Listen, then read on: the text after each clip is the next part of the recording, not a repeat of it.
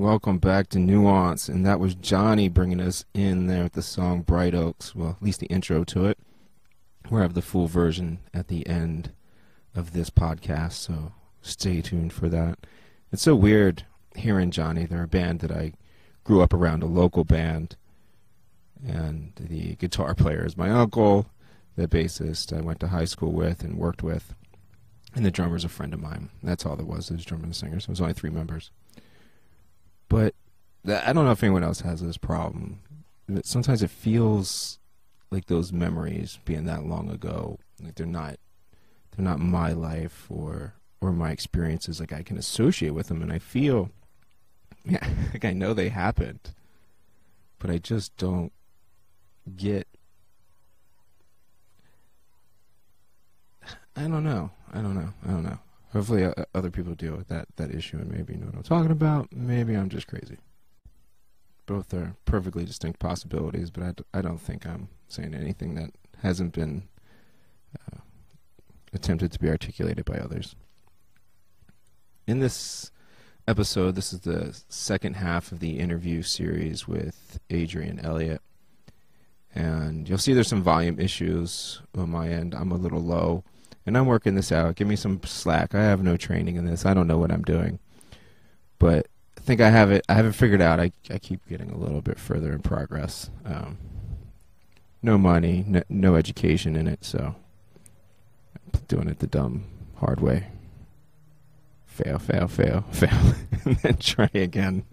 I don't know what method that is, but I guess that's the one I'm using. So in this episode, there's a couple things I still wish I would have asked Adrian at the time. And as usual, I feel like I'm still a little too aggressive. Need to ask more questions. Kind of bring it around a little bit better.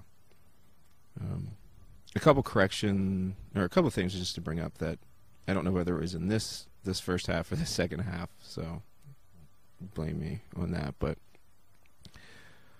where Adrian points out that President Trump said something about Muslims. He was calling for a ban of all Muslims, and I said that he didn't do that. Well, I mean, I looked it up. He did say it. My defense will be that is clearly not what he meant, and it's not what he did. So I think we face that a lot, where people are using and defining words differently. It's why I try, in these discussions that I've been having, I try to get us on the same page when it comes to definitions first.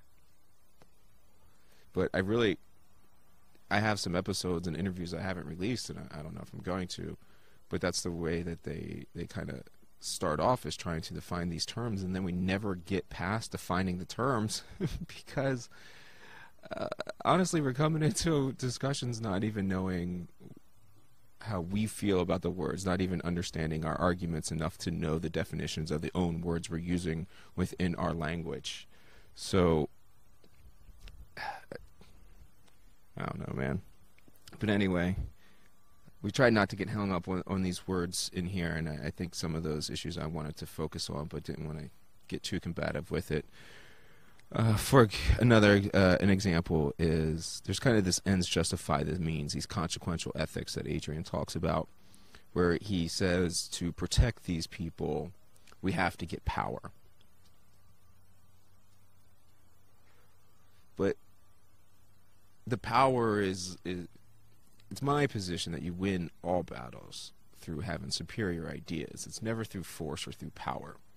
And I get the logic that he's saying, but the people, if our idea is better and we articulate it and have evidence to back it up, then the people in power will be won over by our idea. We don't need to get power. I feel like it sets this consequential ethics idea where you can end up justifying doing whatever you want because you think you need power. And that is a very likely pathway to the suppression problem I keep talking about. Because to have power, you are oppressing someone. That is the power. The power is power over somebody. It's the only kind of real power there is. So then you are the oppressor once you have the power. Now, if you view power as influence or something like that, then yeah, I get it. But this is viewing power as taking those official seats of power, which is really having authority over other human beings. And I'm so uncomfortable with it. I don't know where I am. I don't know if I can articulate that fully, but it certainly doesn't feel right.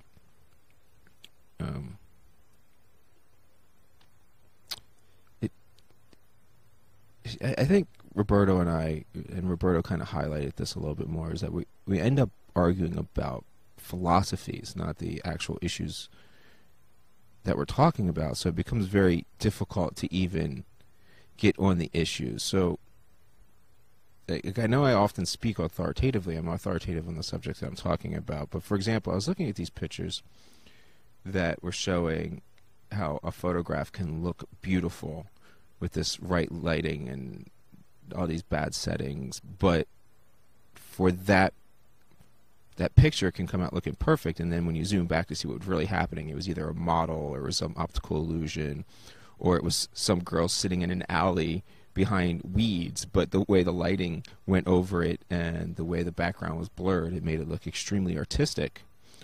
But when you stood back, it was obviously the reality was this was a really grimy, non-beautiful setting. But that takes away, that shouldn't take away from the validity of the perspective that was coming through the lens. Now, so that's what I mean. Like, all the perspectives are valid, no matter whose you are. So once you're having the greater, saying your perspective is the greater one, then it's tough. But am I doing that? I feel like I'm not. I feel like I'm just saying that my perspective on my particular avenue is at least unique enough that it deserves to be argued with by others that care deeply about the issues. I'm not saying, I try to do everything I can to not say what is right, but that the things we don't know, so we can just keep improving. Even when we do something well, shouldn't be taken as satisfactory. We should keep moving. And that gets me totally off track. But another issue I wish I would have brought up with Adrian, and we probably will in the future, is that when you get these democratic utopias, when you have that power that he claims to want, these things exist in Baltimore, in Chicago, and in the whole state of California. But California doesn't have universal health care. They don't have free college. They don't have these progressive ideals that supposedly you will get once you have the actual power of Democratic Party being in charge. So it's not like, I mean, maybe the idea of the whole philosophy isn't wrong, but to think that the Democratic Party is a pathway to that might be what is wrong. I don't know. I haven't thought about it enough. But in this, we'll talk a little bit more about updating the Constitution, gun control, the Electoral College, which I think did its job. I think it kept the warmonger out of office, and it did what our middle class and our farmers need. And it is my argument that the reason the Electoral College exists is because the influence that the farmers need to have needs to be greater, because they are more important. Their understanding is to the primary things that we need in this country, which is food, and what they say will matter more, and they're going to understand certain issues and need certain things that those of us isolated in the cities just simply aren't going to understand. And I just believe it should be that way, even though I'm one of the ones living in the city, and I'm saying I should have less say. Their knowledge is more important when it comes to certain issues. Now, if enough of us get together and we outnumber them by these dramatic levels that you overcome that, then, I mean, maybe those issues are serious enough. But I don't know, man. I just, when you travel this country and you see how vast it is and you see how important it is and how fragile it is, that our perspective is too invalid. We're kind of blinded. If we're the ones seeing the photo through the beautiful lens, not seeing the grime that's the reality and goes on behind the scenes, we get a picture that is too privileged, too filtered. We talk more about diversity. which it's very important to me that it's for other people to understand that diversity is the result of a good system. It is not the cause of a good system. You can't force diversity, and that makes it a good system. That probably makes it a worse system. We talk about Judge Kavanaugh, or Justice Kavanaugh now, and at the end of this, please stay tuned for Bright Oaks. I hope to, the full version, and I hope to be talking to John soon, the drummer and singer, and kind of get a little bit more personal episode on some things in the past. We're talking about those memories because, I don't know, maybe he remembers them better than I do. I was only like 16, something like that, when they were a local band that I was going to see. That's about it. So let's get into this episode. And I'm sorry about the technical issues. I am working them through. It's pretty good, at least tolerable, I hope. I've listened to it enough that I think it's a little tolerable trying to make this recording and editing the video.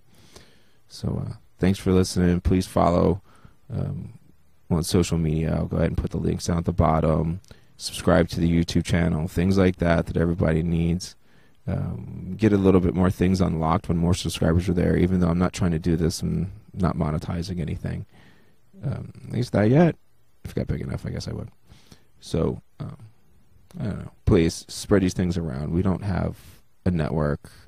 I don't have resources to get this out. This is about caring about these issues. You're trying to have the discussions go forward, and the only way we can do that is actually by being the ones that spread these things and get them to our friends and neighbors by crimes and punishment. The only reason I wrote the book is because not everybody has the time to sit there and listen, or wants to listen, or wants to take things in snippets to understand this underlying philosophy that I think is what we're really talking about. Because it gets very difficult to me to talk about punishment if you believe in rational choice theory. So we have to change our perspectives to even begin, like we have to get on the same page before we can even go forward to even talk about something like gun control, if we don't accept that the human being is an ape. So if you don't understand it's an ape and you think it's special, well then this worldview is really going to blind us from fixing the reality of the situation. Thanks for listening. Let's go.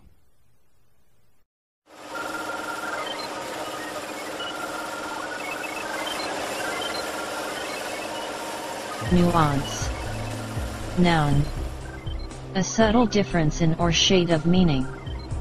Expression. Or sound. Nuance. Noun.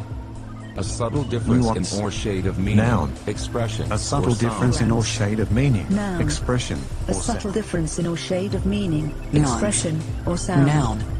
A subtle difference in or shade of meaning, expression, or sound. Oh, true, yeah. No, it was just the battery on my headset died.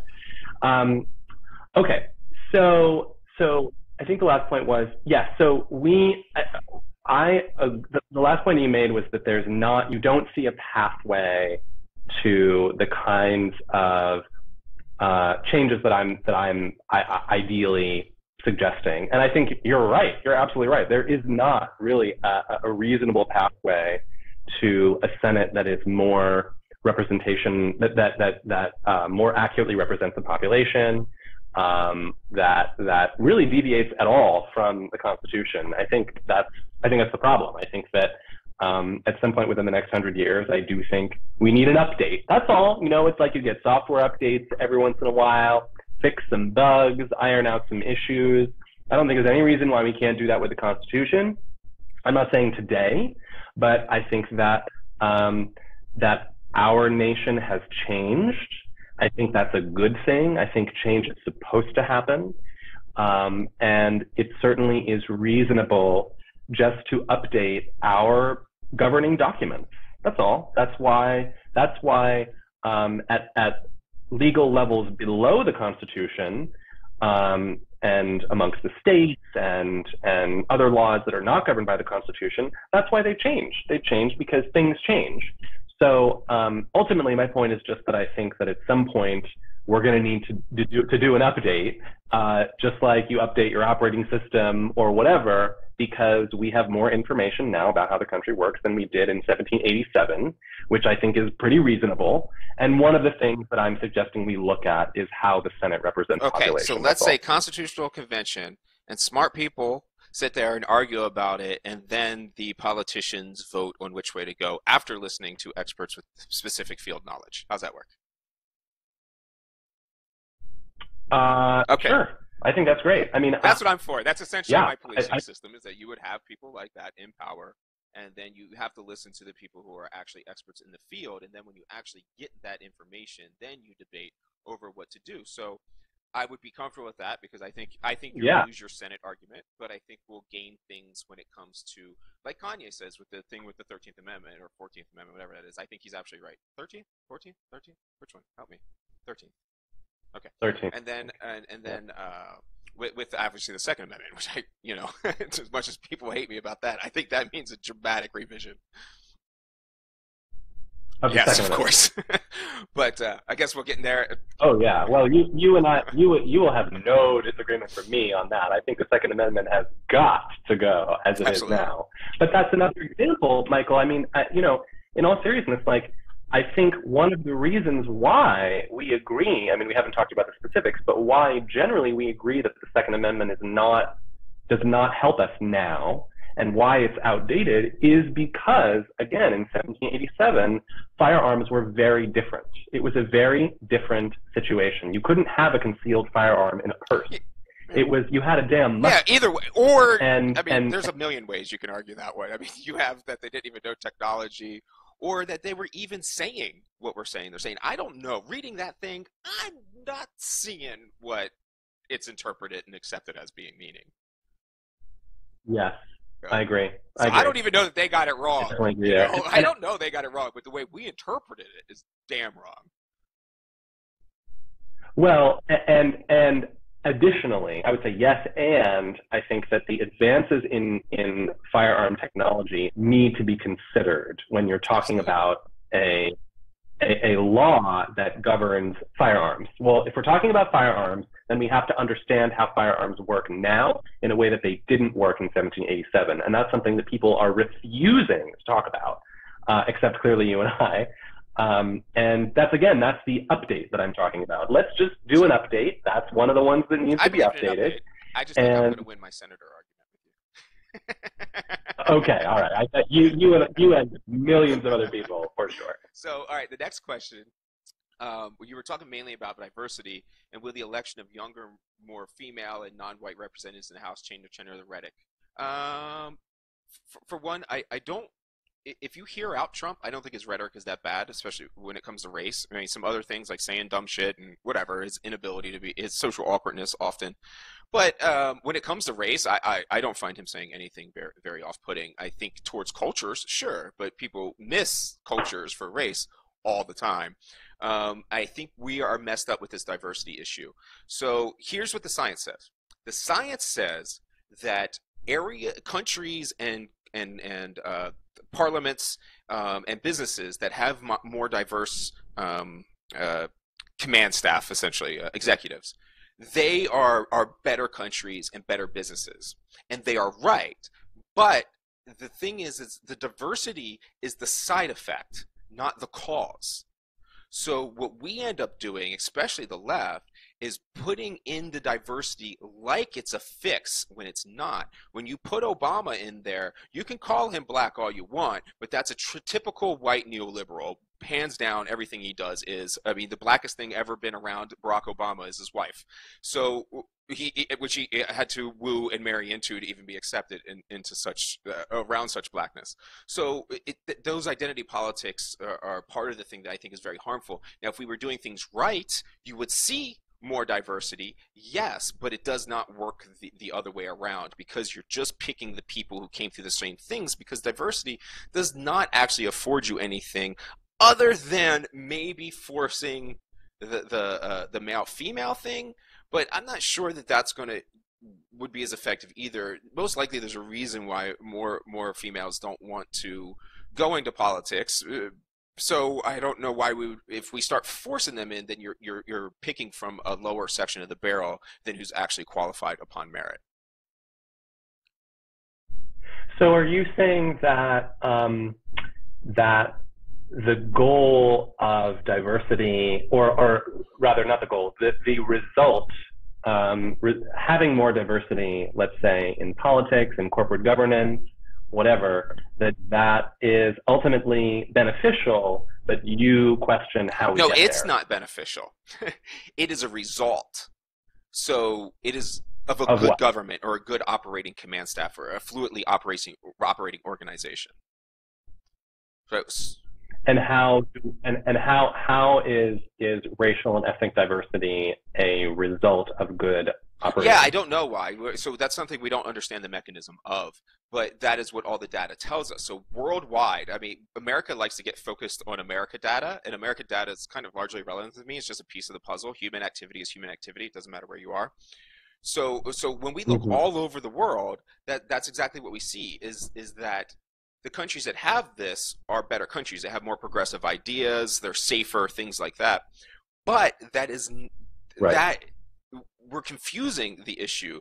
Good governments result in executives that are more representative of their people. It's not that forcing the representative in makes a good government. It's literally backwards.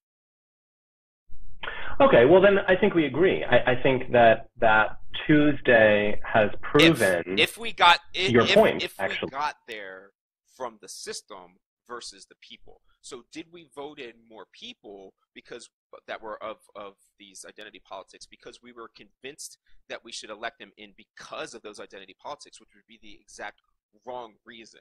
So if we put up the best candidates and the system made the best candidates and they happen to be these other things, then that would make more sense. So I don't know what this is yet. Yeah, so I think it's we can't. It's not a monolith. We can't make a blanket statement because we're talking about literally hundreds and hundreds of local elections and candidates, particularly in the House. But I think to your point that people felt that electing leaders that were more like them. For example, in Minnesota, we have a Somalian woman. So I don't know if you know, there's a very large Somalian population in Minnesota. A lot of people don't know this. For whatever reason, it became a Somalian enclave, particularly in just outside of Minneapolis and St. Paul, I believe. So there's a large Somalian enclave there. They elected the first Somalian woman that will be sent to the House. To me, that's not people just electing a Somalian woman because they think a Somalian woman needs to be in Congress. That's people electing someone that represents them. And that, I think, is exactly what we want. And that's also the case with the two indigenous women, the two first indigenous women to be sent to the House as well, because these were indigenous Native Americans, whatever term you want to use. I've heard many different ones used. These people, these populations elected these women. One of them happens to be gay as well. So I think that is an example of the system working effectively insofar as people are electing someone that they feel represents them because they have a shared experience. I don't think there's anything wrong with it. I think that makes perfect sense. Yeah, that's fine. That's certainly, especially with the Somalians. So, like with them, I think that's a good case because those are all legal immigrants and everything else. So those people are Americans. Where this gets confused, I've spent a lot of time on the left and the right, and sitting at dinner tables, and where this is confused on the right is they see this as what will happen with the Democrats that the left is pushing is to allow in illegal immigrants, grant them citizenship, and then control the demographics. So if we aren't very particular about how the Somalian case in Minnesota is very different than a lot of the Hispanic Latino cases, then because you got to understand that if the people in power are largely white people in this country and largely conservative, that's where all your money lies, and it's historic, but that's fine. So you have to be on those people's side, or you at least have to appeal to them in some way, shape, or form. And if you're going to set up, and the adversarial condition that gets set up with letting immigrants in because those demographics change the thing so that the left is in power, when that's not tied to the good of the people who already have some kind of power or vested interest in this country, man, they're going to dig in, and the left's going to get the shit kicked out of them. And I think the left is very much on the verge of that, because of that's probably the biggest one right there, is not being able to distinguish the Somalians from the illegal immigrants. Right. So just so I understand, you're saying that when conservatives see a more diverse leadership amongst Democrats, they wrongly associate that with enabling illegal immigration? No, I think the way the Democrats say it, so their rhetoric around it doesn't distinguish how those Somalian cultures, which are Americans, that's what I'm saying. Like, if they were like, I'm Somali, I'd be like, bitch, you're an American. I don't know what else to tell you. If you're Somalian, get the fuck out and go back to Somalia. So as long as you're here, that is what you are. And those people are very much American. And even though they're isolated, they're trying, I know that group, and they're trying to kind of get into society more and be more part of it. They are trying to be American, which is very different than the rhetoric that demographics control population, control the flow. So, you know, we know Texas is going to be Democratic in about, I don't know, 12 years maybe. So, for sure. So if you keep letting people into Texas, in order to swing that, the people in power are going to dig on the heels, and that's how you get violence. So, and are you suggesting that illegal immigrants are voting? No. But if you let them in, and then you grant them amnesty, and then they vote, well, then the demographics switch entirely. So if you right? Oh, I see what you're saying. Okay. Yeah. So you're suggesting there's a perception amongst conservatives that that increased diversity will result in illegal immigrants being given amnesty, forced, or being given citizenship, and then once that has happened, they will vote, and that will change the electorate to be more progressive, because formerly illegal immigrants will be voting a particular way. And it's a forced idea. It's not that they're not Americans that came through the system the way they were supposed to come through, and they're now Americans. So that will be be people who aren't America telling Texas farmers what they should be doing, and that I think I have to agree with their argument on that's a preposterous idea. But then I have to adamantly fight them when it comes to like the Somalian population. So how do you since we're on the topic, how do you feel about, for example, Latino children who were brought here illegally when they were, let's say, infants? They weren't born here, but let's say they were infants, or they're 2 years old, they're toddlers. They were raised here. They went to American public schools. They have all American friends. They didn't choose to come here when they were infants or toddlers. And this is the whole, this is the DACA conversation, right? Deferred action for childhood arrival. These are people who arrived here when they were kids, and they didn't have the agency to decide if they could pursue the legal route for becoming a citizen or just for becoming an immigrant. So what do we do about them? Personally, I don't have much problem with somebody that was born here doing it, but I think those. But they were not here. What? Oh, I mean, if they're young enough that they can't even, they're not of any kind of legal responsibility or aware of their situation or their parent. Yeah, as long as they're under their parents' custody, I'd have a hard time arguing that they shouldn't be here. Maybe once you're, maybe draw a line at 7, which is the legal age for criminal responsibility anyway. Draw the age of 7. If you were here younger than that, then so be it. But what their parents did was still illegal. So there has to be some kind of line for that. And those things have to come with increased border security. We are a nation. That is a perfectly valid argument. Now, I almost feel that if our border was completely locked down, and say 2 parents were from a country that was so bad they didn't have opportunity, and they put their kid in a freaking tray vault and threw that thing over the fence and like risked it dying so that it could land on the other side and become an American citizen suddenly, and then those people had to go to jail for the rest of their life. To me personally, I feel like, okay, you guys earned it. That kid gets to be a citizen now because you guys sacrificed, and it just obviously really meant something to you. But to have it open like it generally is, and to allow people to continue to come in while you're granting that, this is like, that's just not the system. It's not how it works. It's not how our resources are. I think it's very different now than when you have a welfare state versus when you didn't have a welfare state. So if the rule is that you can come here, but yet you don't get any benefits, you got to till this land and become an American, and then your kids or something can get there. That makes a lot of sense to me too. But you can't let people into the country. No country should be doing that without complete and tight controls. You just shouldn't.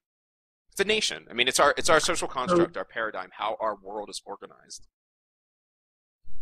So you feel that border security on the southern border addresses that? Oh, so everything is about deterrence. So it's just like the whole gun argument. It's not about whether guns kill people. Well, obviously people kill people, but guns make killing people easier.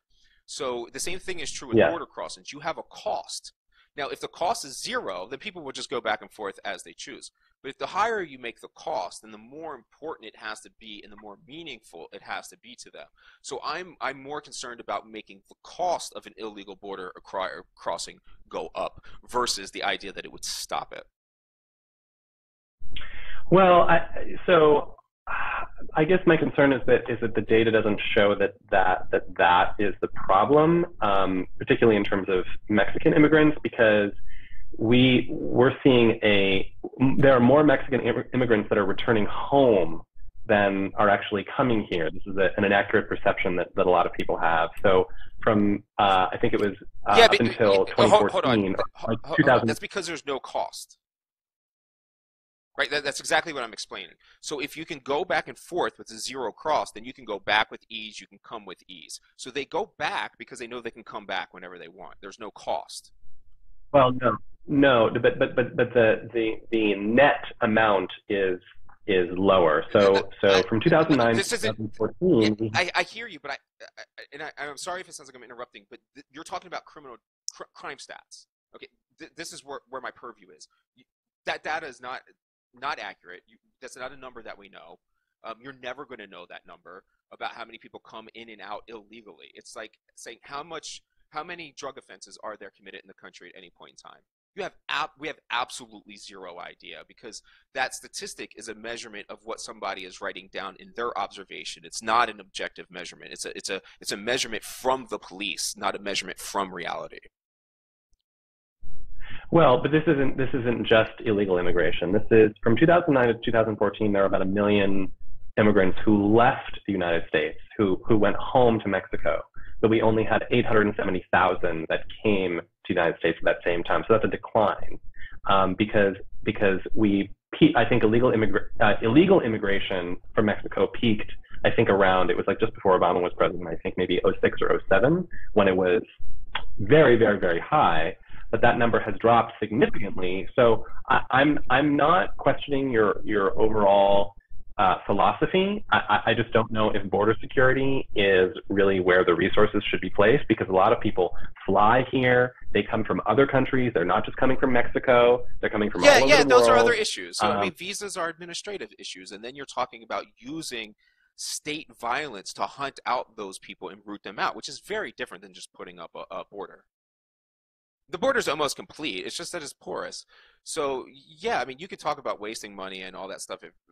Sure, those arguments are going to be there, but it's not about whether I want a zero cost to get out, a zero cost to leave our country, and an extremely high cost to get in. So the numbers coming in and out are absolutely irrelevant to my positions. My positions are based on perpetual systems of improvement that will last throughout time. I don't care about the immediate situation now. You should have controls on any of your borders just like any other country does. And that means you can't come in here illegally. It's like the idea of the caravan now. They can come here legally if they want. The problem is you cannot come here illegally, period. Like, there's no way I'm going to be able to be convinced that somebody should be able to come into our country illegally and stay here. That's fucking crazy. Well, and how do you feel about provisions for asylum seekers, which is I'm fine. certainly I'm fine conventional? Yeah, that's a legal way in. But you need to go to a legal port of entry. And if you are an asylum seeker, you don't make it through Mexico and come to America. Mexico offered you asylum. You have to legally, from international convention, you have to stop at the first country of safety, not the ones with the best fucking jobs. Mm-hmm. Right. Okay. What else? Here's something that I wanted to talk about. I sent you, this was yesterday, I think, or the day before, I sent you this tweet from SE Cupp, because I think she's a very interesting voice, because I feel like used to be more conservative. She was certainly more conservative during the Obama administration, but now that she is sort of representing conservatism, but under the Trump administration, she is a lot more critical, certainly of the president. So in this tweet that she made, that was 2 days ago, on November 7th, she said, "To be sure, Democrats' House win is at least in one way a gift to Trump. They will focus the next 2 years on investigations, subpoenas, hearings, and impeachment threats. Democratic political operatives and the media will love it, and America will hate it." So I shared this with a number of my progressive friends, and we all actually agreed. I think there is a great deal of rhetoric. Well, I don't think there is objectively a great deal of rhetoric circulating amongst conservatives that Democrats are obstructionists. And of course, that's a bit rich considering how much obstruction the Republicans were guilty of. About this Republic. No president has ever put in somebody in their last year. No, that's not true. It's happened at least twice, Michael. Really? We have facts that demonstrate that. Yes. Or yes. like what? So like it must have been 100 years ago. Or and something. also, it's not modern error. And also, but Michael, it doesn't even really matter. What matters is that this was definitely the first time ever that a Senate simply refused to hold hearings. That has never happened before. Never. And it was partially due to, I believe, a false confidence in the president at the time that Hillary Clinton would be elected the next president of the United States and that she would get to appoint justices and that it wouldn't be a problem. So he chose to not do a recess appointment, which I believe was a mistake for the Democrats. And so we ended up with Mitch McConnell stealing a Supreme Court seat that should have gone to Merrick Garland. Okay, so regardless, per F.E. Cupp's tweet, which is perceptions that the country will have of the next 2 years and what Democrats do in Washington with their power that they've now seized in the House or that they'll have come January. I do believe it's going to be very challenging because part of the House's job is oversight, is to be a watchdog. That's part of the checks and balances that are built into the Constitution. However, the average American may not understand that. They also may not care. And they're going to be looking for ways to confirm their beliefs that Democrats are obstructionists. And Donald Trump is very good at painting himself as a victim. Oh, the media has been very unfair to me. He uses the word unfair a lot. You can search his tweets for the word unfair, and he uses it a great deal. And he's very good at painting himself as a victim. So I think Democrats are going to have to be really careful to seize upon their oversight powers very, very specifically, and only when they know that they can uncover something that really will be damning. Because I think that it's going to be, it could really set us up for the president being reelected in 2020 if the majority of the nation feels like the Democrats have been whiny bitches for 2 years in the House and done what is essentially the equivalent of the Benghazi hearings for Hillary Clinton, the longest House investigative committee ever, longer than Watergate, longer than the 9/11 Commission, and longer than Monica Lewinsky, because they will feel that it reinforces the average American may feel that too much oversight, even though it's their job, even though we know that it's their job and we know how the government works, but the average American maybe doesn't know that, and they're going to feel like, to S.E. Cupp's point, that it's that impeachment threats and Maxine Waters ranting and raving. I do love her myself, but I know lots of people don't.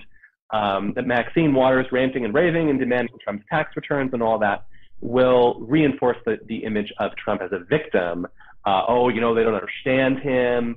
They don't like him, and they're being unfair, which he will be sure to play up because he always does that, and he's so good with that messaging. So I think it's going to be very challenging for the Democrats to find that right balance. And I think that to her point that it is in a way it is a kind of gift, because we know that the Democrats are going to be they're gnashing their teeth, like ready to get into the House and fuck some shit up, which I understand and respect, and that's also their job. But I'm also thinking about the long game, wanting to get this president out of office in 2020 and replaced with a Democrat or potentially a moderate Republican, which could potentially happen, although not likely. So I think there's a lot of truth to what she's saying, and unfortunately a lot of the Democrats that I spoke to in reference to this tweet, and also sort of projecting about the next 2 years, really agree that that's going to be a big challenge. Yeah, I can't argue that. I think it's going to be a huge challenge. But I certainly side with Trump in a lot of the things where I think the way that he's treated is completely unfair and things are taken out of gross context. But I think that's the mood we're in now. I think if Hillary was in power, the odds are you'd be hearing the same kind of rhetoric come from the right. It's just the overall idea of where we are.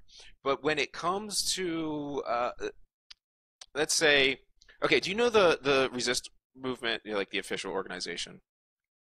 You know what I'm talking about, though? Yeah, like the black sign with Resist on it. Oh, yeah. So I was approached back in Standing Rock about joining the Resist movement, and I signed on as one of the original founders.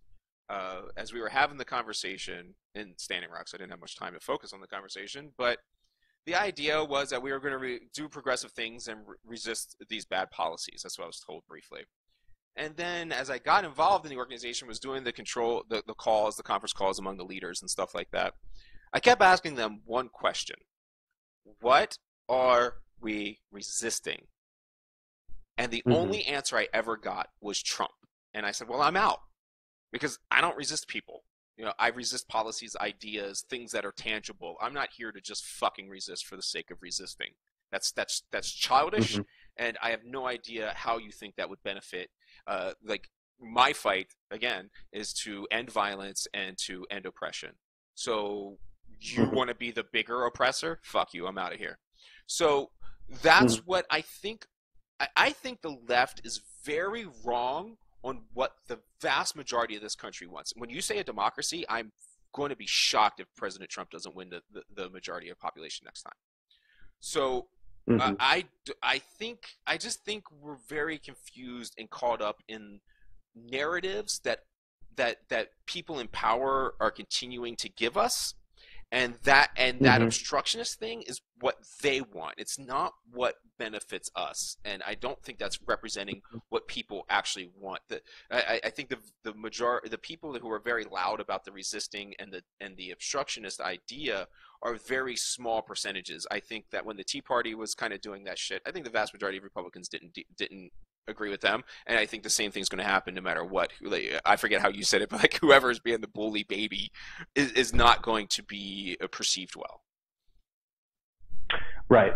Yeah. So I think it's important for us to dive into a little bit what you're talking about in terms of like resistance in general and the resist movement. What are we resisting? Well, yes, you ask anyone who considers themselves to be a part of the resistance movement, what are they resisting? They'll say one of two things or both. They'll say the president, they'll say Donald Trump, or they'll say the Republican Party. So I think to your point, we had talked about earlier on about really understanding policy over people. And I think that that's true. I think that a lot of people don't do the work to actually understand policy and how policy affects them as opposed to just figureheads.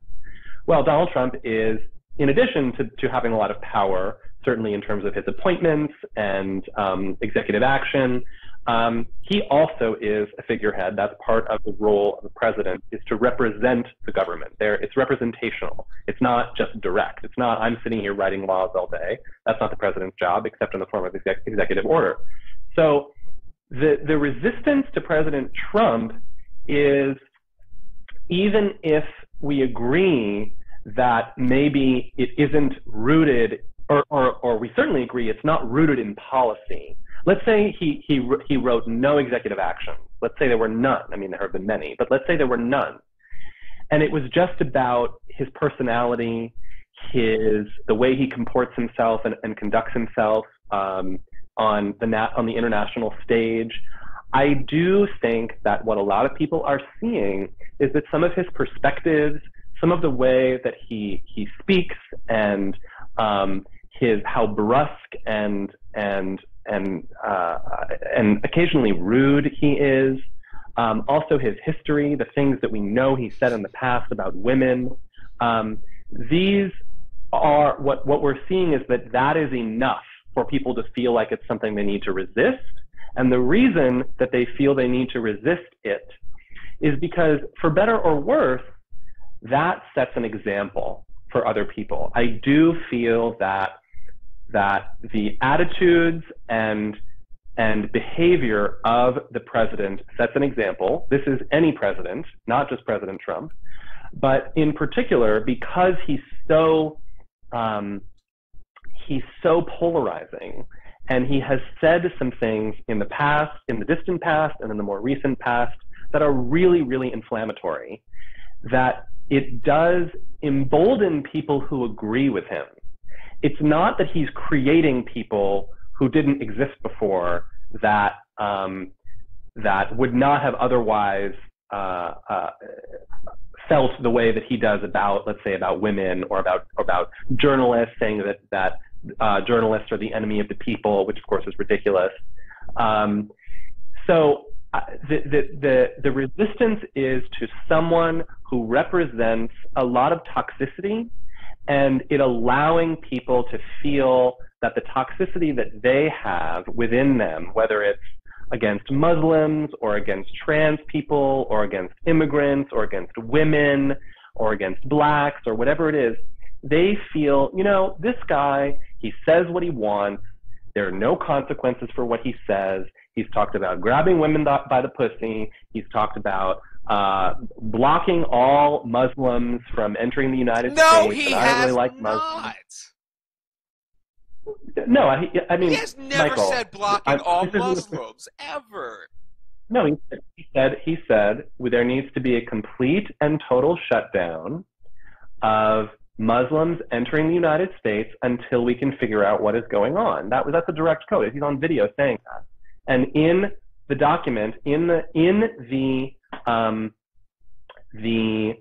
executive action that he wrote, that the White House wrote, it was on the White House website titled Muslim ban. This is, I mean, that's just the way that it is. I mean, that's not something that we should spend time arguing, because that's just a fact.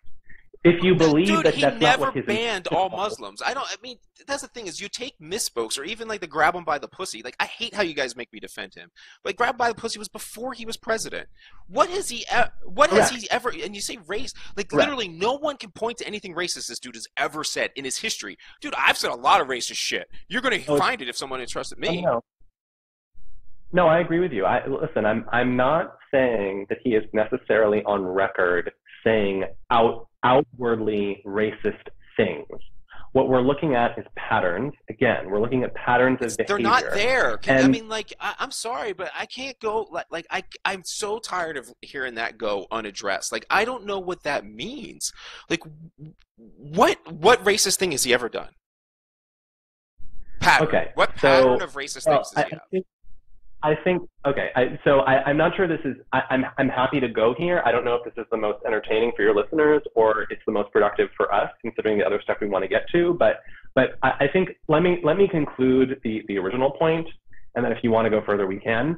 But my original point is that this man represents a more braggadocious, a more aggressive, a more bold personality for the White House. I don't think anyone will dispute that. I think that's particularly why his supporters like him. That's what they wanted.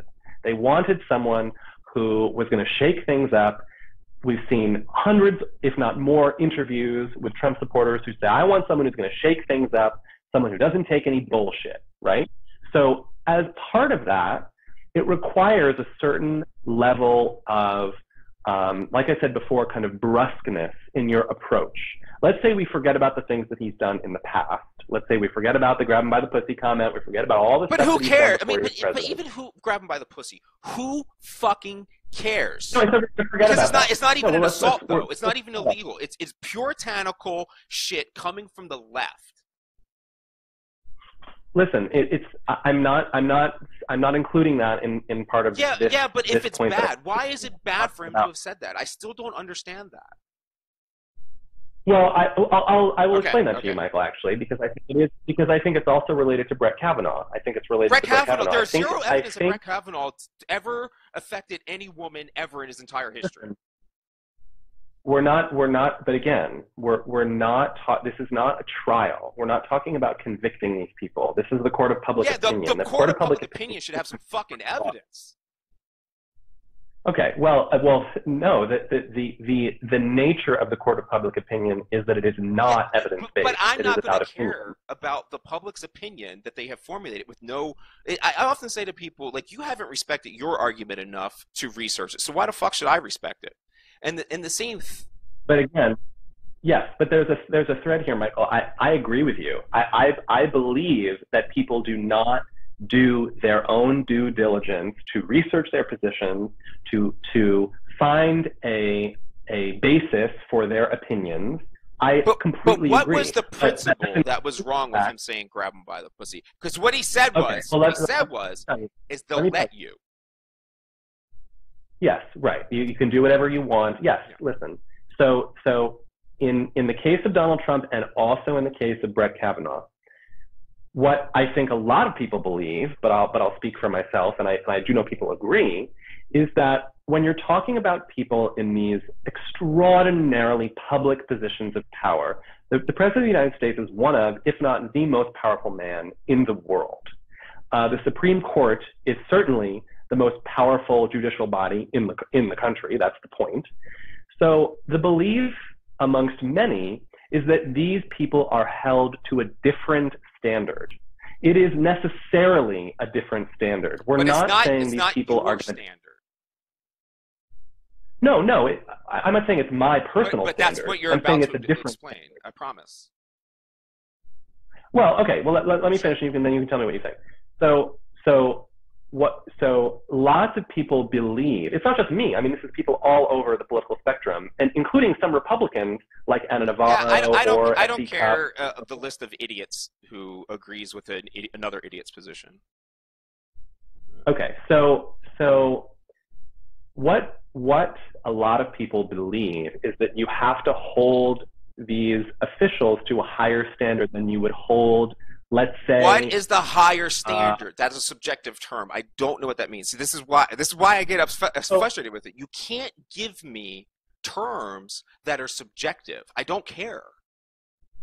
No, it's not. It's a belief in. Well, I mean, it's about moral objectivism, in my opinion. Your morals. If you believe, I don't care about your morals, and no one should until you enact actions on people. Right. But the right, because, well, yes, to your point, absolutely. I mean, you shouldn't be criticized for things that you think. I mean, like there was a great HBO documentary on this called Thought Crime, which was about the guy, the cannibalist cop. Do you remember this back in New York years ago? It was the guy who like did all these he had all these fantasies about killing and eating women, but he never actually did it. It was all like online. It was all role play, right? So can we condemn him or convict him of anything just because he never actually killed anyone, he never actually hurt anyone, right? So to your point, yeah, I think you're absolutely right that we can only go on the actions that people take. However, when you're looking at, for example, with Brett Kavanaugh, the point of the Senate hearing is a job interview where people on both sides of the political spectrum can ask the nominee questions and see how they respond to evaluate their fitness. And you're for telling me the that's job. what that was? Fuck, dude, come on. This dude was I'm saying qualified by every measurement. He was. Well, but that's the point. The point is that it's a job interview. He was qualified by every measurement. ask. So the left went to making up stories, of which two or three have already recanted and admitted that they were lying. There's zero evidence, but you didn't believe any of Bill Clinton's accusers. Let me go through even your individual Facebook, and we can look up how often you believed Clinton's accusers. Like, this shit is fucking nonsense. That Kavanaugh hearing was nonsense. There's nothing wrong with Brett Kavanaugh. There's zero evidence that he did anything. And if anybody asked me shit like that on a job interview, God, I wouldn't want the job. And who the hell would want to be a Supreme Court justice if that's the way they're going to treat people? Seriously. Well, these people are pre-vetted, essentially. How the fuck? You didn't say anything with Brett Kavanaugh. Nobody said anything with Brett Kavanaugh was an extremely powerful federal judge. But only when he's part of Trump, dude. You're gonna have to let that case go at some point in time. I'm gonna hear out your argument right now.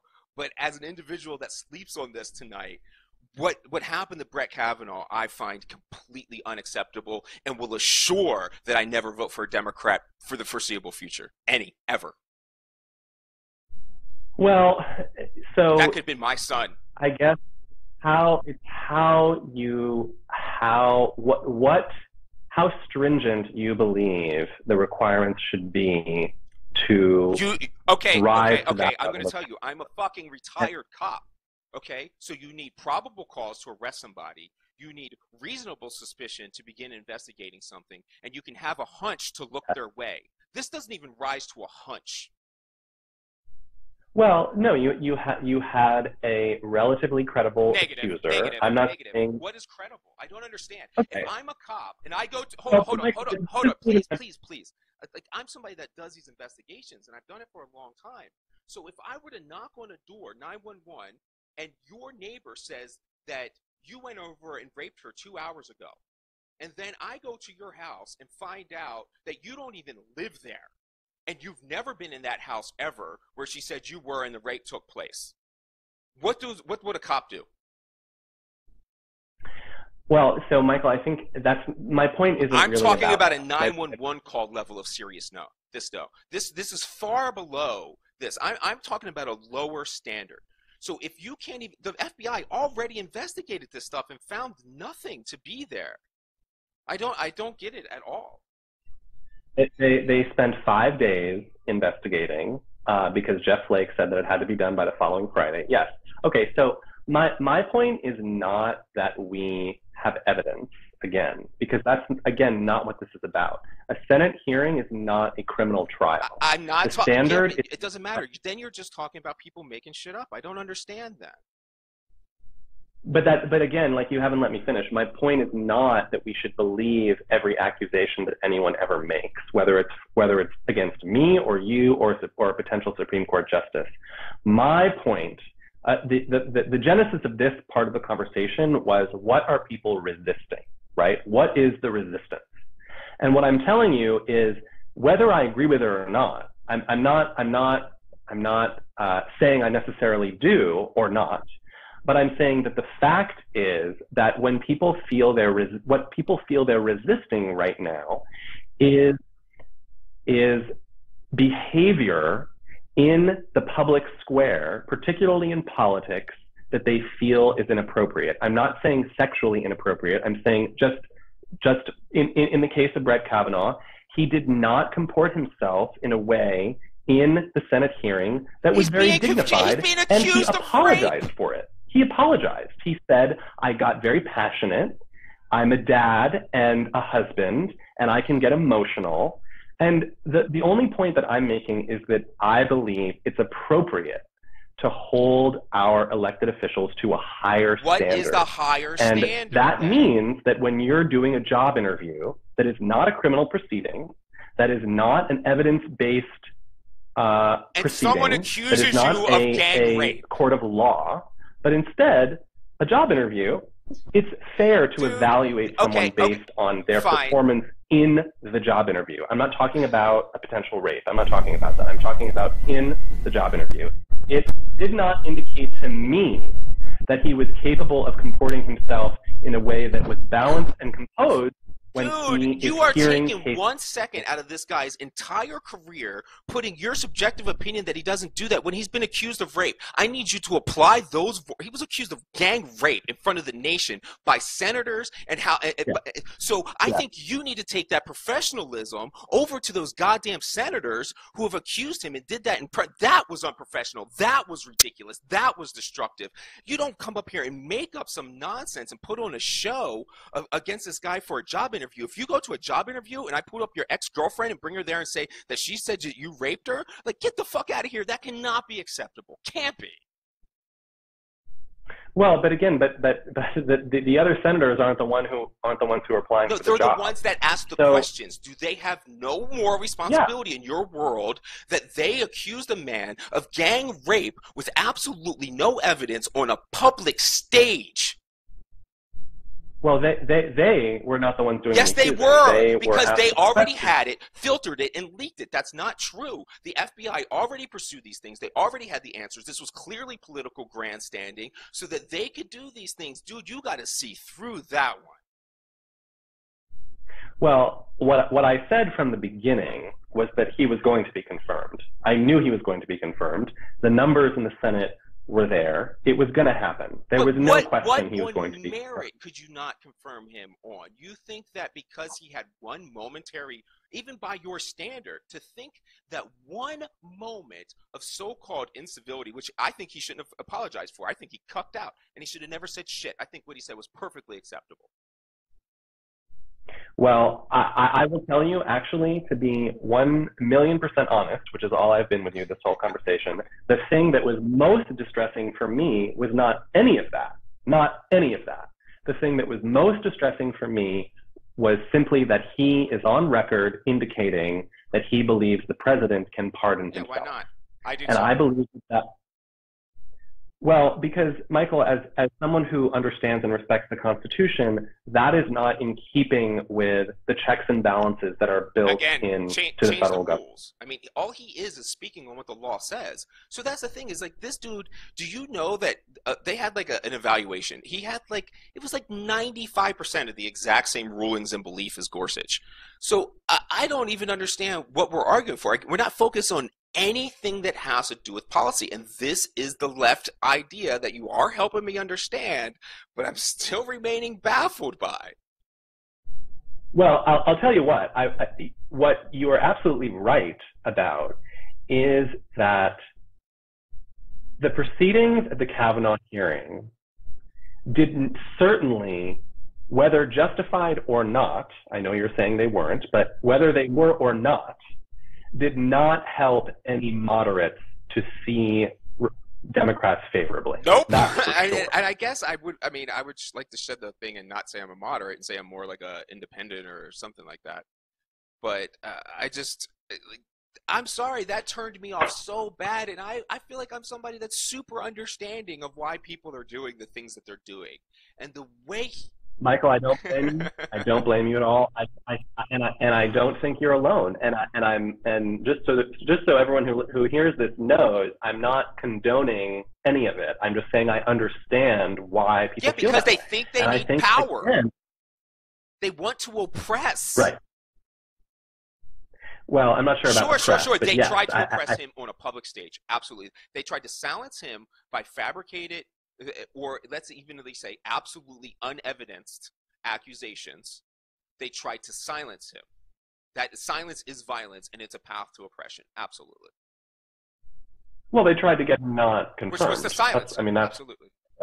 Sure. Yeah, right. They tried to get him not So confirmed. you didn't go off the merits of what his actions are. They went off the merits of an allegation. Now, sure, maybe they could have, like you're saying, maybe they could have convinced me that there was something wrong about his policies and his positions, but I didn't hear anything.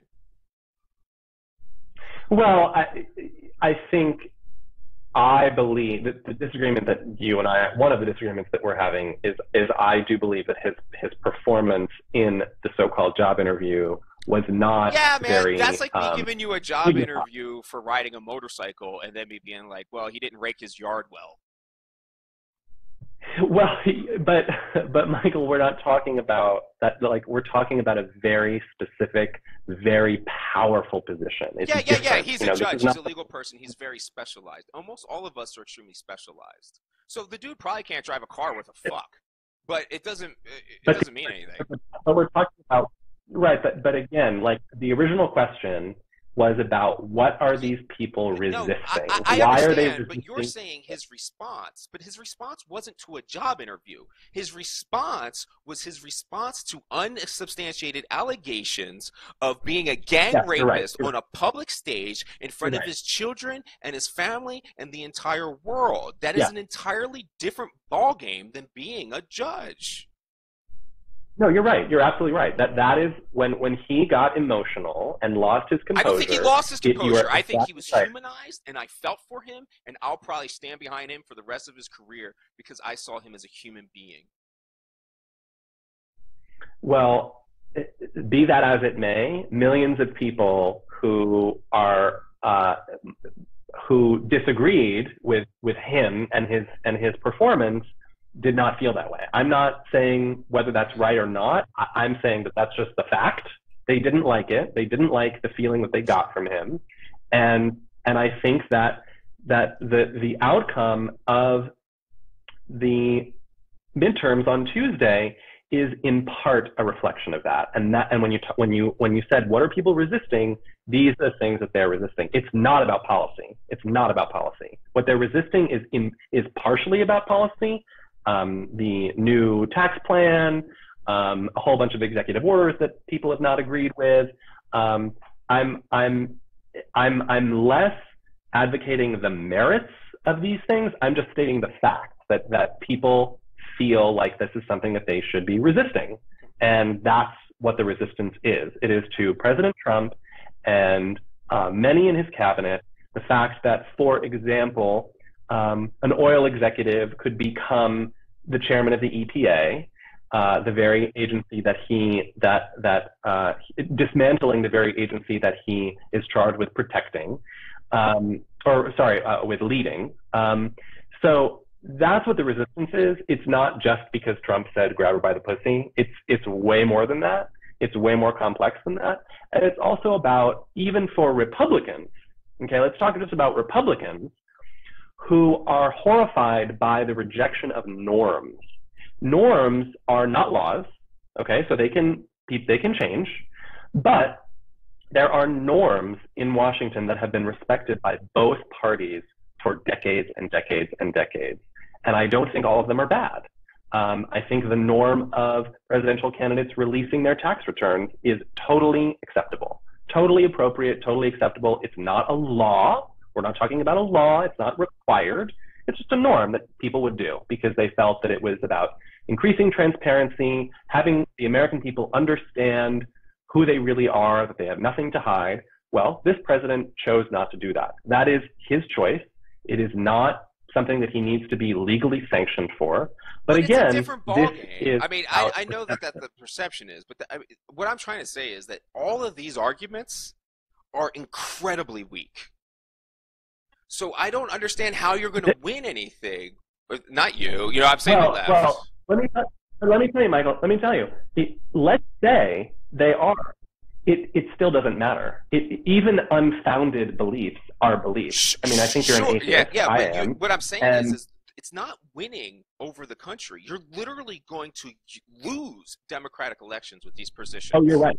Oh, you're absolutely. There's no disagreement there. Absolutely right. Like I said, I'll be the first to criticize the Democrats, And I am a Democrat. I am a registered Democrat, proud to vote Democrat whenever I do. But I do think this is a real problem for the Democrats, is that we have not found a way to unite the country around our message. You got to be principled. And that is if the message is only these people don't act like I think they should, well, that doesn't even work for you and another liberal and another leftist, because they're going to. I mean, I think. Oh, yeah, I think most right-wing people would definitely call me a leftist. I mean, if you were to draw down my policies, I'm fucking left. And it's like, how am I the enemy of the left because I don't go with this hateful rhetoric?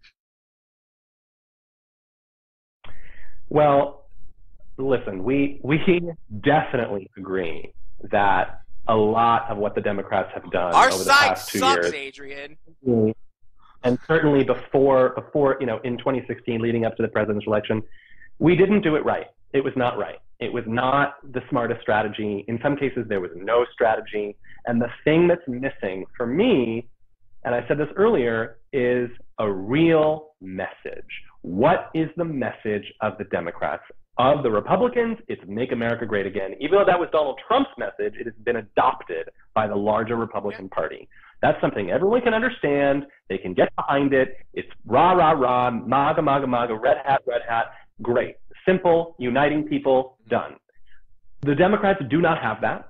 We have not had it for decades. And if we can't find that, it's going to be a real problem for us in 2020. And I'm scared. You know what? It's funny you ask, because a number of my friends, we have tried to come up with this, and it's so hard. And I think one of the reasons it's so hard is because Democrats are so worried about leaving people out. And so, if we leave out this subgroup or this marginalized community, then they won't vote for us. If we leave out this vulnerable community, then they'll think we don't care about them. So the challenge for Democrats is finding a message that is broad enough that everyone can get behind it. It can work for white people. It can work for non-white people. It can work for young and old. It can work for lower class. It can work for middle class. It can work for working class. And that's what's going to get us the White House in 2020. And I cannot think of anything, and I've done branding and messaging and writing for a number of NGOs and campaigns, not political campaigns, and I feel like I should be able to come up with something. I don't know. I don't know what it is. And that's, to your point, like a real problem. Because when Democrats are viewed as whiny bitches, it's going to mean a lot of success for the Republican Party. Now, I think we've gotten a little bit of a confidence boost with the results of Tuesday's midterms, with the results of the midterms on Tuesday, because we've seen some good success for the Democratic Party. I'm not arguing the merits of it. I'm just saying, as a fact, this is good for the Democratic Party. We have made some headway. We're going to have control of the House. We've also talked about how that could potentially be a pitfall if that oversight is abused. But what is missing, even with this success on Tuesday, what's still missing is a message. I'm actually surprised we got as far as we did with pretty much no message. God damn it, you had it, though. You had it 2 years ago. This is why I'm just so disappointed, partly because of that. Maybe I'm holding animosity because everything was fine 2 years ago before your girl and the Democrats fucked everything up and took the nomination away from Bernie. Yeah, right. Well, let me. It was right there. Let me comment on that. So here's the deal. You will get no argument from me on this. The DNC fucked up. They made the wrong choice. It was wrong. I don't believe that Hillary Clinton literally stole votes in the primary. I don't believe that the fact that she received more votes in the primary was the result of a conspiracy. Well, I mean, there was a background conspiracy. Come on. I mean, they were all approved her beforehand. Well, no, let me tell you. Right. Well, no, it was simply that the leadership at the DNC believed falsely that their best weapon against the Republicans was Hillary Clinton. They said, this is our weapon. She's going to win. They were wrong about that. And because they made that choice, they promoted her, and voters responded to that. That's why voters voted for Hillary Clinton. That's why she got more votes than Bernie Sanders. That was a miscalculation on the DNC's part. They thought her experience, the fact that she's a woman coming off of the Obama administration with the first black man, they made a lot of miscalculations. Also, her campaign made a lot of miscalculations in the Rust Belt, as we know. But what you're certainly right about is that there was a lot of momentum coming off of the Obama administration and into support for Bernie Sanders. And I do believe that Bernie Sanders probably would have defeated Donald Trump because he had. Yeah, I think we agree. I think he probably would have defeated Donald Trump because he was calling out a lot of the issues that Middle America was feeling, a lot of the economic issues, a lot of the issues around jobs and the oligarchy running things, the plutocracy of billionaires running the show, getting the bullshit out of politics, but not in a way that was as corrosive as the Trump campaign was expressing. Bernie Sanders, for better or worse, I think he did a great job of energizing people as an old, like crusty, like gray-haired Jew. He did a fantastic job of really energizing young people and working class people. And Hillary she just couldn't do that. And I supported her. You know, once she won the nomination, I was like, all right, well, this is what we got. So we're going to go with this because this is what we got. But I am still disappointed about that too. I'm still angry about it. I'm certainly still angry about the fact that Bill Clinton was on record telling her campaign to go with a Rust Belt strategy and not a 50-state strategy or whatever it was that they did. And they didn't listen to him. He knew that Donald Trump was going to win the Rust Belt. Michael Moore also knew. He went on Bill Maher a few months before the election, and he said, I'm sorry, you guys, I hate to tell you this, Donald Trump is going to win. And they booed him and laughed. And I was watching that, and I at first was one of the people who laughed, and then I was like, you know what? He knows. This is his home territory. He's from Michigan. And if Michael Moore, as wildly progressive and liberal as he is, if he's telling us on a progressive show on Bill Maher that Donald Trump is going to win, he has a real good shot of winning. And that is exactly what happened. And Democrats didn't listen. We didn't listen. We didn't listen, and it still makes me angry. And we're not talking about, like, you know, we could talk to death about how Hillary Clinton would have been evil and blah, blah, blah, whatever. I'm not talking about that. I'm just talking about someone beating Donald Trump. That's all. And we could have done it. We could have beat Donald Trump, and we fucking blew it. We blew it. We blew it. And I think the main reason we blew it is because we didn't listen. We didn't listen. We were way overconfident. I include myself in that camp. I was way overconfident. I said, regardless of the polling, I think we got a 3 out of 4 shot at Hillary Clinton winning, which is pretty confident. Like 75% chance that we'll win, pretty confident. That morning I woke up on the election, I was like, I bet we're going to be celebrating tonight. This is going to be great. I'm really excited for it. And sure enough, that was one of the worst nights of my life, because not only was I wrong, I was angry. I was really, really angry for being so wrong and not listening much, much, much sooner. So again, make no mistake, I'm not going to defend the Democratic Party as this bastion of political balance and efficacy, because clearly it's not. And I'm not going to say that everything that happened in the Senate, in the Kavanaugh hearings, was beneficial for the Democrats, because I don't think it was. Whether we agree with the accuser or not, it doesn't matter. But part of the game that Democrats are not really good at playing is, unfortunately, playing to the middle. And that's really what wins elections, is playing to the middle. And I'm not saying that that's what I would do. I'm not saying that that's the way that I think it should be. That's just a fact. That's the fact. And that's what Bernie Sanders did really well. And by the way, let's not forget, that's what Barack Obama did really well. His landslide victory in 2008 is a clear testament to that. Yeah, I was performing security for it. I don't need to hear any more about it. It was so packed. It was crazy. Crazy. And he won. I mean, just look at the electoral vote. He won in a landslide in 2008. Landslide. And that's because he had a message of unity and he talked to the middle. He brought in the middle as a black man with a black wife and 2 black daughters. He did it very, very, very, very, very well.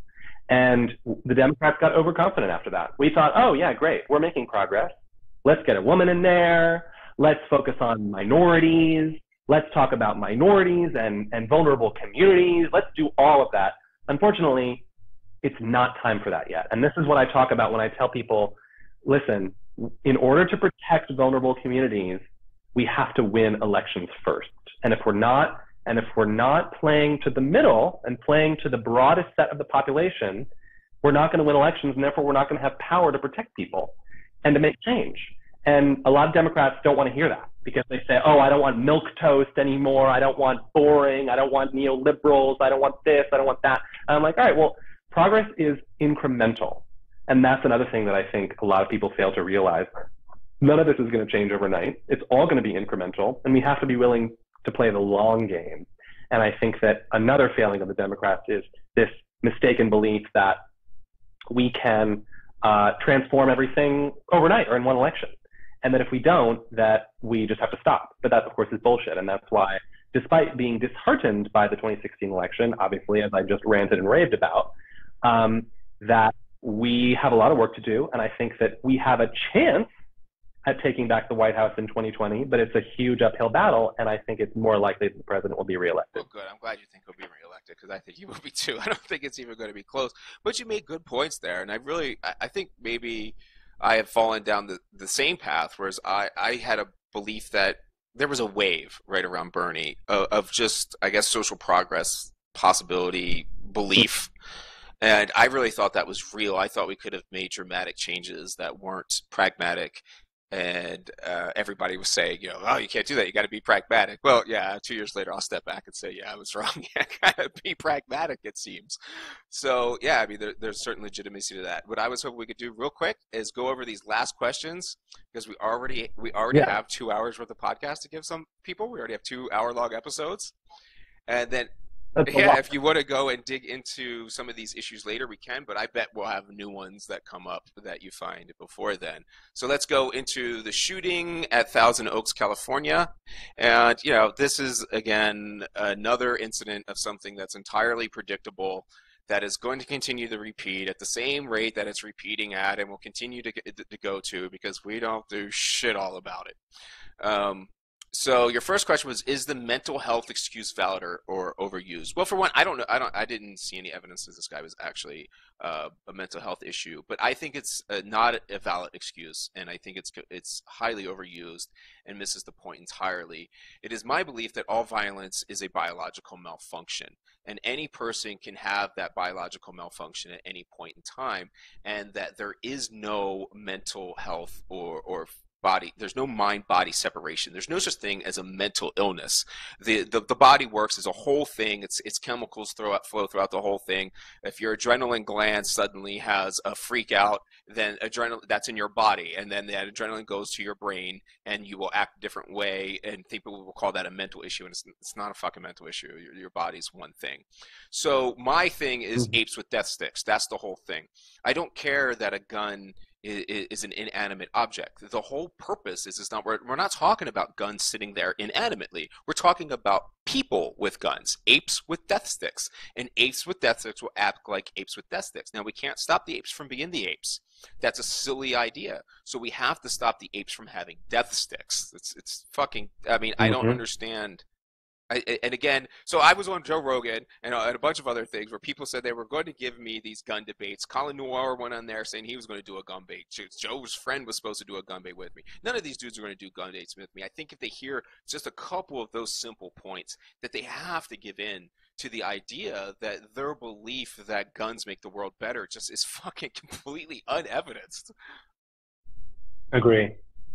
I totally agree. Yeah, the challenge that I have, so I think I really appreciate your perspective here, because you obviously are intimately more familiar with this from a law enforcement perspective, and also military. You have a military background? Well, is that right? yeah, but I didn't understand this. So I was very good with a weapon, and I kind of thought things were about professionalism until I was probably midway through my master's before I started getting this. And I was not until I was well into a PhD before I started understanding and seeing that violence and things like that weren't what we were calling them. I mean, rational Right. choice theory to crime is completely disproven. Like, violence is not a deterrent. The police are the fourth strongest cause of violence that we know, and there's only 4 causes that I can find in the sciences, and the police are the number 4 because they are violence as the solution to violence. All violence as a deterrent is completely ineffective.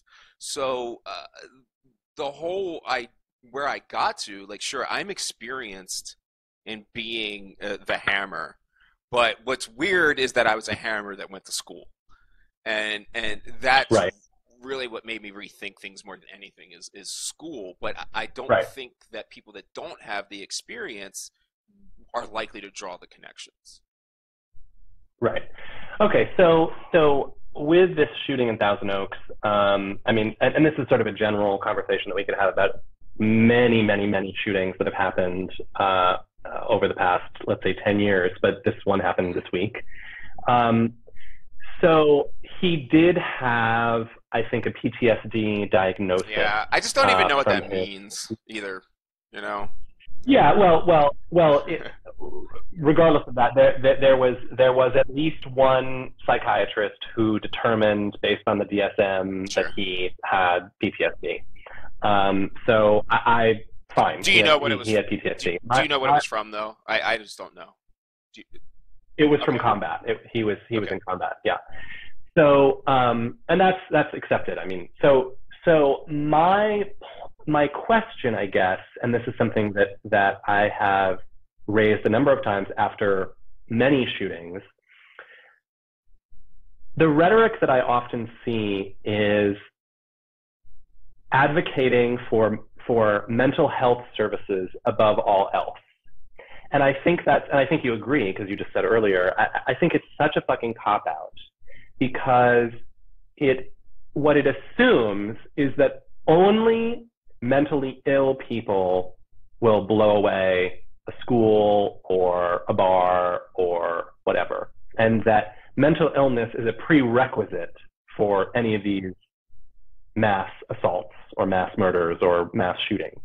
And I think that is a way for the NRA set to deflect responsibility from actual gun reform, because, like you said, yes, humans kill people kill people, but the gun really helps, like, a lot. It makes it real easy to kill a lot of people at once, and that's not what we're addressing. And it's interesting, because I think that my position there is a little bit at odds with the fact that I do believe that we don't have enough of a conversation about mental health broadly. I'm not talking about violence. I'm just saying mental health broadly. Now, as we move into a more modern society and learn more about medicine, about the human mind, we are also learning that there's a lot of shit that can go wrong. And certainly 100 years ago or 1,000 years ago, we either had different explanations that we now know are wrong, or we ignored things and people suffered. Well, now we're trying not to do that. And I do believe that there isn't enough of a mental health conversation. There's a lot of stigma around mental health issues, particularly for veterans. And I think that when we blame mental health for these kinds of shootings, it is a way to avoid the elephant in the room, which is that we're not addressing gun reform. And how do we do that? How do we change the conversation when we're also dealing with the lobby of the NRA? When we've had common sense gun reforms that had been proposed in Congress, the Manchin Toomey Amendment, which failed in Congress despite having 92% support from the American population. This is, universal background checks, I think, assault weapons, pretty simple stuff, not taking anybody's guns away. And we're not doing that. And I also don't have a lot of confidence that that's going to happen anytime soon, because, again, this is a constitutional issue. And I think that the constitutionalists and the fundamentalists and the conservatives, and certainly the gun people, hold very tightly to the Second Amendment and say, well, it's right there in the Constitution, it's my right. Well, yes, it is. Number one, I think the Constitution needs a page one rewrite. But even if that were not the case, let's just talk about the Second Amendment. It was very different. Times were very different. Gun technology was very different when it was written in 1787. So that's the conversation we're not having. And can it be about mental health too? Yes. But until we address how people have access to guns legally and illegally, because his gun was legal, it was legally registered to him, but then he had something, he had like a mag that was illegal or something, I don't know. How do we do this? And how do we do this with a deeply, deeply polarized political climate where we have two sides that absolutely cannot agree on how to approach this issue, and in the meantime, a lot of people are dying and suffering? Yeah, I mean, obviously I've had a lot of conversations that are safety around gun, and would be the biggest area where I would be most adamantly against the Republican Party. But I would be probably just as much against the Democratic Party when it comes to this, because they missed the ball game playing this power, or I think they're obsessed with being the oppressors and saying, no, you will not have your gun, when there are so many other ways to incentivize and disincentivize this to a way that's more beneficial. For one, the thing is the assault weapons ban. It's kind of retarded. Yeah, I'm not supposed to use the retarded word anymore, but I'm so tired of playing the word games. It's completely retarded to go after the assault weapons.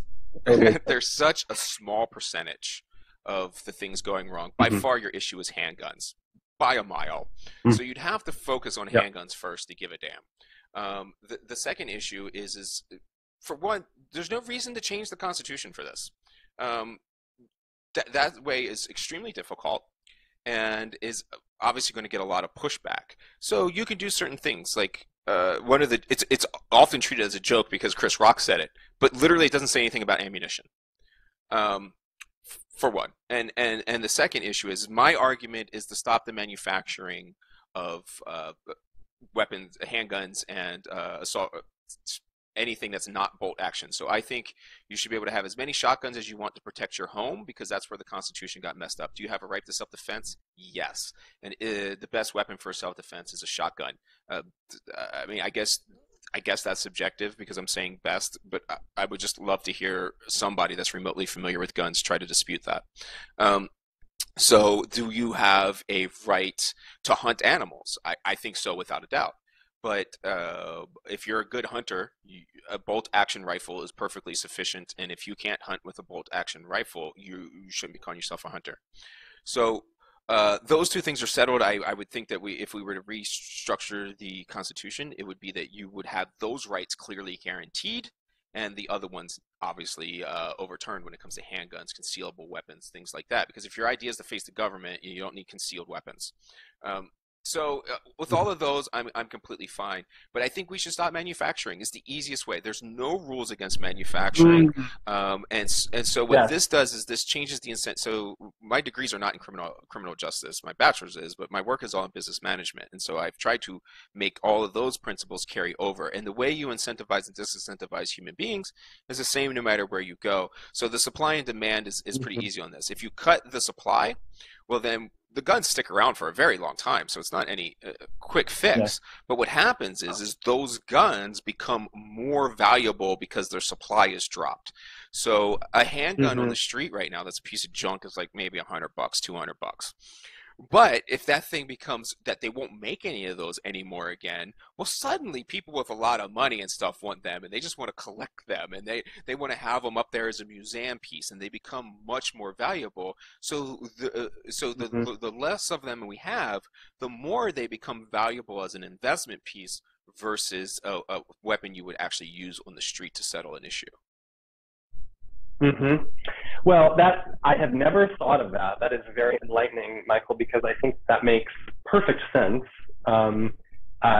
Somehow limiting manufacturing is a great place to start, do you think that there is a pathway to federally limiting gun manufacturing within the next, let's say, 50 years? And what 50? Would that be? I think so, absolutely. I certainly, and just, I know you're disagreeing with me, but I would not be surprised to see something like that happen towards the end of Trump's second term. I think towards the end of the first term, you're going to see something where he does something about cannabis, and that's because just to be clear, I will not disagree with you that Trump might be reelected. I will be surprised if he's not reelected. I don't want him to be. But you're suggesting that you think the Trump administration will propose limitations on gun manufacturing at the end of his second term? I don't know why you couldn't use an executive order to do that. Maybe you can't, but I mean, the way the executive orders are now, they're pretty much fiats. So I would imagine he could do it that way, or he could just use his podium to kind of say that at the end. I think he wants to go down. People get upset because they think he's a populist and he wants to just do whatever people want. But you made an argument for democracy. But that's populism. Mm-hmm. And if he wants to appeal to the populace like that, then I think he will end up doing good things. And I think he wants to go down as being someone that bucked the system, as somebody that was truly for the people. He's essentially a class traitor. And I think a couple of big things that can go down. For one, if he accomplishes North Korea, that's going to be one belt. He's going to get a peace prize for that if that's over. So if he has a peace prize under his belt, and cannabis legalization, I think cannabis legalization comes because that's a shoo-in to a second term. And if he were to do that, he's going to get 30% of the black population. Gets 30% of the black population, chalk it up. You don't have a chance. So I think he'll do. I think he'll do something like that. And then to go down in history, you wouldn't have to. You could put something like that as a possibility. So one thing that is tough for people, especially Americans, to accept is, and I find it humorous when they're calling Trump a dictator, because throughout history, the only way a bad government has ever had power returned to the people is through a benevolent dictator. So if he is the dictator and he's benevolent, it's exactly what you want. I think the disagreement would arise in whether or not he's benevolent. Sure. I think that without question. I think that he has indicated a lot. He and his family have indicated they are interested in their own personal gain through the office of the White House. But to your earlier point, I think the challenge with limiting. So, for example, let's say in this hypothetical world where the Trump administration proposes an executive order, they issue an executive order limiting gun manufacturing, that would, of course, result in lawsuits from the NRA and from the gun manufacturers themselves. It would most certainly elevate to the Supreme Court. And then we have a conservative Supreme Court that is. I wish you'd frame it differently. You have a constitutionalist Supreme Court.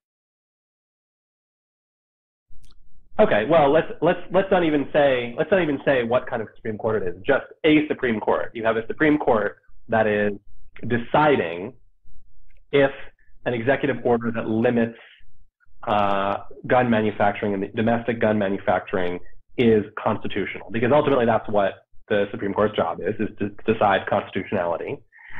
And how is it possible that any Supreme Court could decide that it was constitutional to limit the domestic manufacturing of something that is indirectly guaranteed?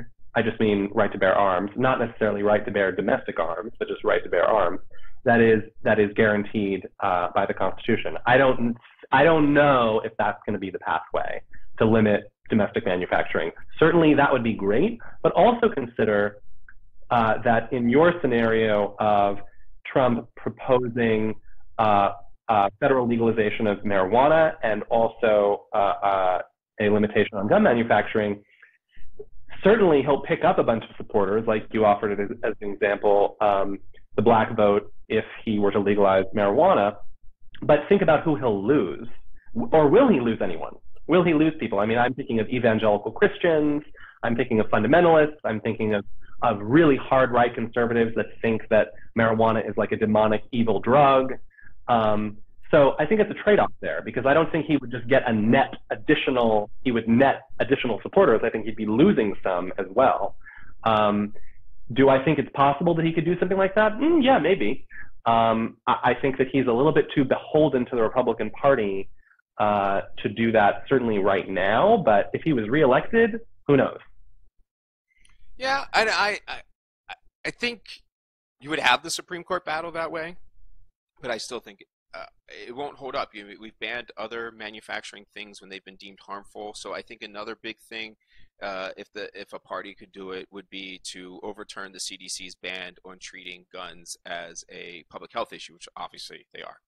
So maybe more data allows you to win the argument more by allowing the CDC to investigate it. But I think at some point in time, within 50 years, something has to break. So one thing that I have said, though, is if you end the drug war, we may be having a different conversation on guns. It sounds bad, but if the mass shootings were all we had, it really wouldn't be a big deal from a statistical standpoint from somebody like me that comes from that perspective.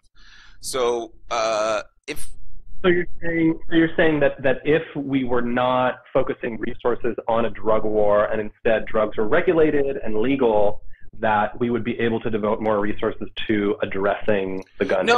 I think you would devote a lot more sources. You would be stopping the bleeding that is causing the triggering of the biological events of violence. So the drug war is a major contributor to, there are 3 causes of violence. This is my research, this is my hypothesis, nowhere else where you find even any causes to go. This is the work that I do.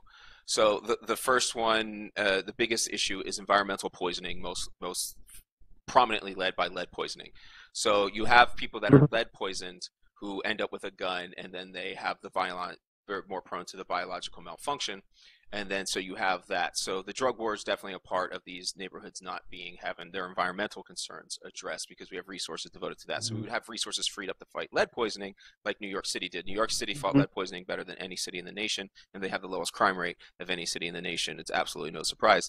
The second thing is the local instabilities, or this second strongest is actually income inequality. So it's the not having the middle class. So you see places like Chicago and Baltimore having this contribute higher because there's very little middle class there. And you just have the very rich standing right in front of the very poor. And that obviously has some kind of an animosity. Poverty is not correlated to violence. That's a misnomer at all. Like, there's plenty of entirely poor communities that commit no violence. The third thing is local instability. So you're talking about not having infrastructure in a city, not having access to water, your father being in prison, a fatherless home, different things like that that can compound on somebody. And then the fourth thing is the actual police themselves. So those are the 4 things that cause violence. And if you're not fighting those 4 things, you're not fighting violence. Obviously nowhere in this country is any government fighting those 4 things that actually cause violence. So if we stop the things that cause violence, the guns actually wouldn't be an issue. So if you get to there is a certain point where the apes with death sticks do become more acceptable if the apes are better. So I think it's more realistic to go after the death sticks. But there are some changes that I think could really change my paradigm and my argument dramatically. Yeah, I agree. I saw a great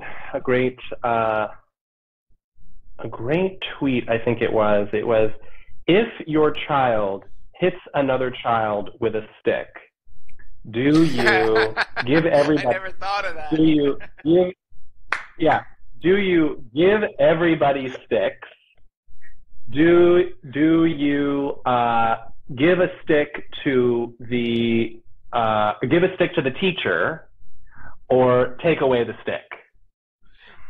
And it's so like, obvious, right?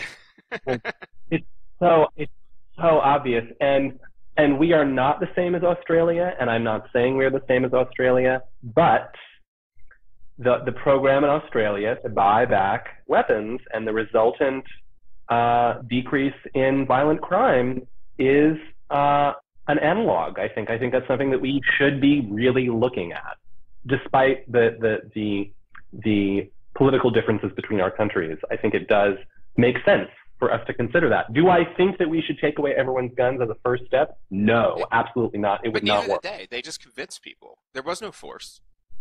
Right. Exactly right. I think that your perspective, which had never occurred to me, that I think is brilliant, is to start with manufacturing and address it that way over time. I think that's very, very smart. I think that's something that certainly is achievable within the next 50 years. You know, I'll be in my 80s at that point, and I could see that happening. Progress. Yeah, and I think slow progress is okay. I mean, that's another thing that I get a lot of flack for from my progressive friends, is they say, okay, well, you know, we can't keep doing it the way that it is. We can't, the status quo isn't working, blah, blah, blah.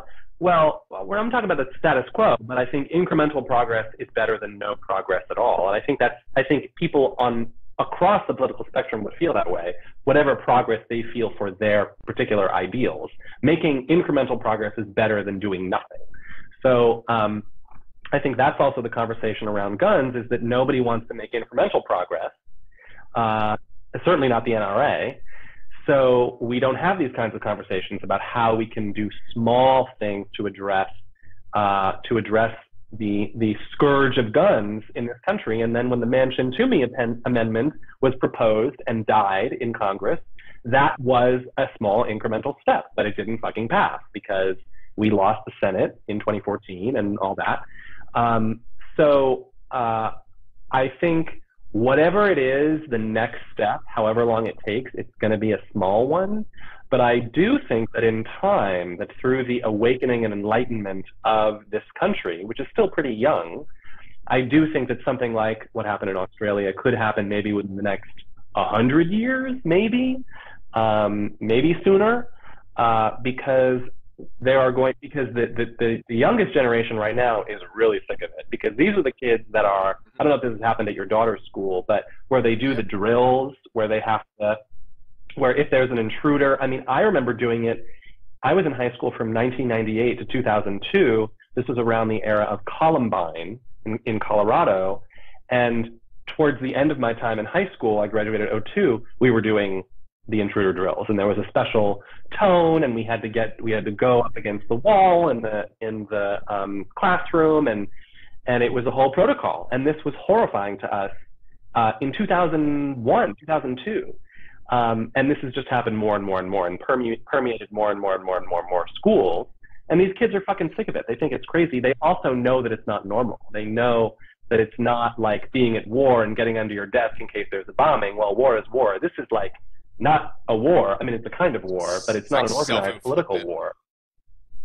Yeah, this is self-inflicted. And there just isn't, you know, I will say, I have to give the Democrats credit.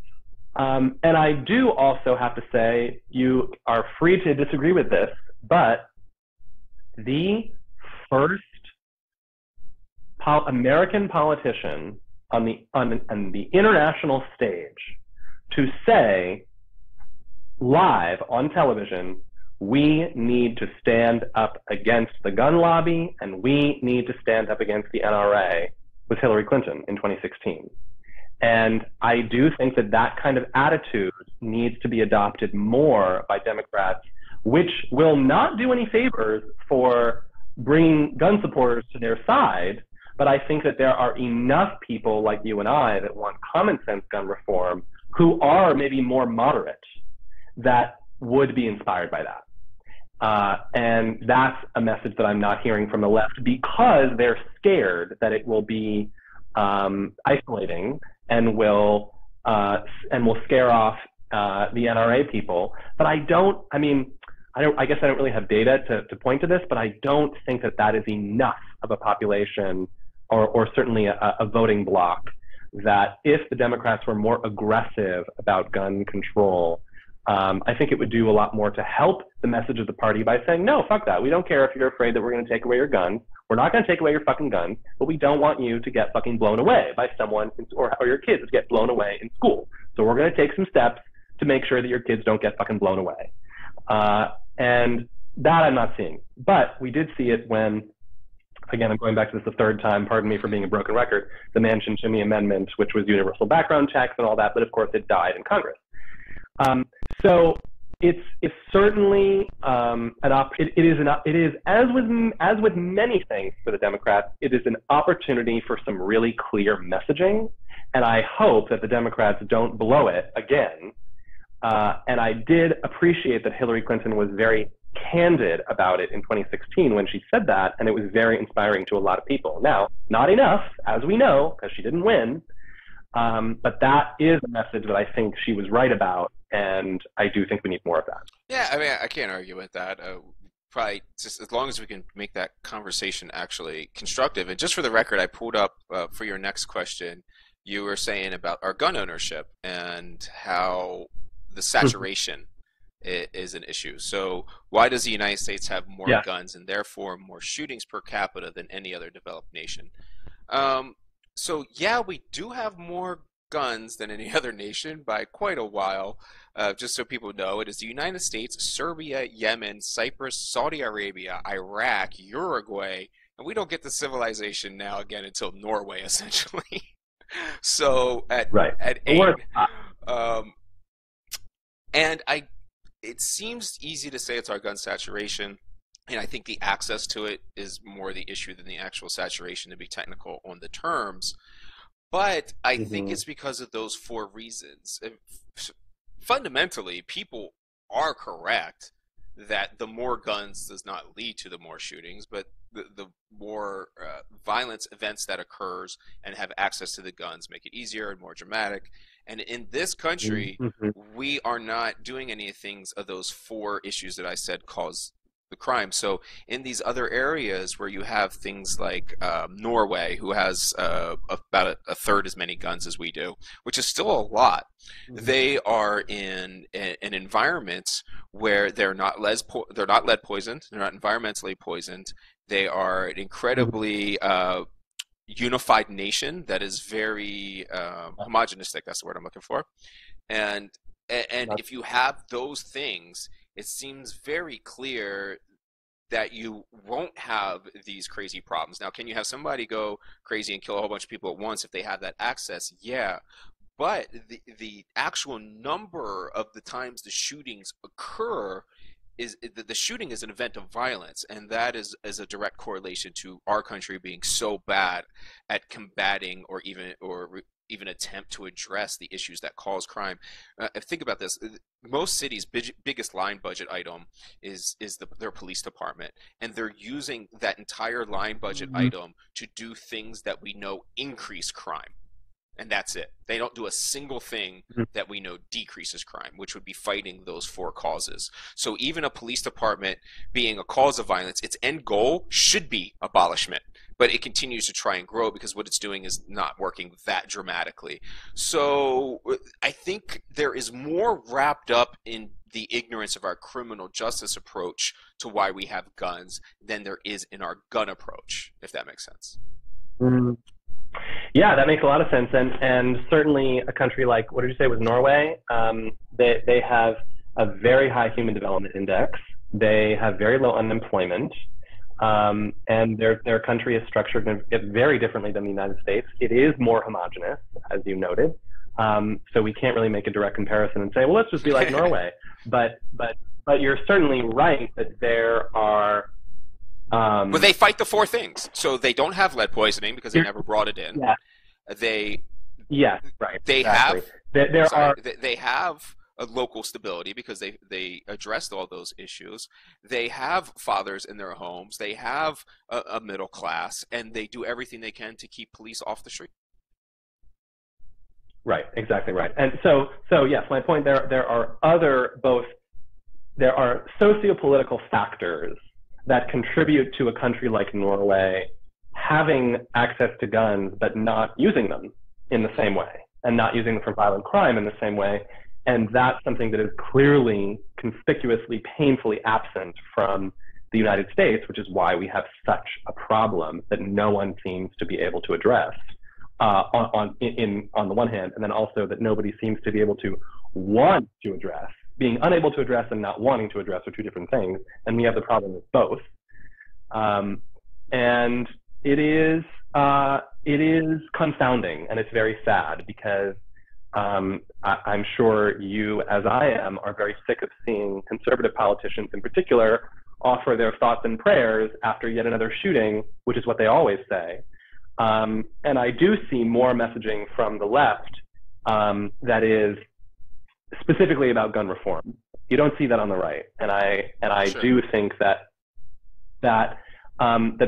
is because the Democrats have an opportunity there, like I said before, to message gun violence more specifically and eloquently and package that as part of their platform rather than being afraid of it, because I think they are very afraid of it. Oh, Obama's going to take away our guns. The black guy is going to take away our guns, which of course is ridiculous when gun sales went up during his presidency because people thought that they were going to be taken away, so they had to buy them. So I do hope that the Democrats seize on that opportunity in 2020, because we know there are going to be dozens more shootings between now and 2020. It's not going to get better. And I do think also, it's funny because I haven't brought this up, but I think this is related to so many of the issues we've talked about today, is that when this generation, the oldest generation of leaders, so I'm talking about people like the baby boomer generation that is essentially running the show now in Washington, in our state houses, in most areas of American politics. It's people generally age 50 and up that are running the show. In particular, when people like the 70 and 80-year-olds who are running the show now, when they die, that's really going to change the tenor of the American political landscape. When you see people like Alexandria Ocasio-Cortez in New York, she's 29. We're going to see more of that, whether you like it or not. We're going to see more young people that get into politics, more young people that say, fuck this, I don't want these old people running the show, on the left and the right. This is on all sides. We're going to see more young people.